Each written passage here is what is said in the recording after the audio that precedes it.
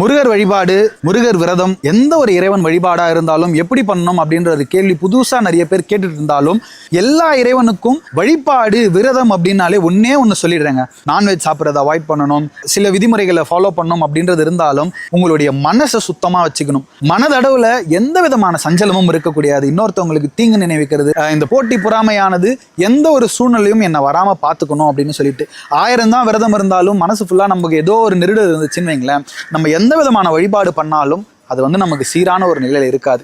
அதனாலதான் கவசங்கள் படிங்க, கவசங்கள் பாராயணம் பண்ணும்போது நம்மளுடைய மனமானது தூய்மையாகும் அப்படின்ற ஒரு விஷயத்த நான் அவங்க எல்லாருக்கும் சொல்லிட்டு இருக்கேன். பரவலா நம்ம எல்லாருக்கும் ஒரே விஷயம்தான், நம்மளுடைய எல்லா கஷ்டமும் ஒன்றா இருக்கும். அக்கம் பக்கம் யாரும் இல்லை, ஆதரிக்க உறவும் இல்லை, நீ துணை இருக்கையிலே எனக்கு எதிலும் கவலை இல்லைன்னு சொல்லிட்டு முருகரை வேண்டிட்டு இருக்கோம். அந்த முருகர் நம்மளுடைய மனக்குகைக்குள்ள உட்கார வைக்கிறோம் அப்படின்னா நம்ம மனசு எந்த அளவுக்கு தூய்மையா இருக்கணும் அப்படின்றத மட்டும் பார்த்துக்கோங்க.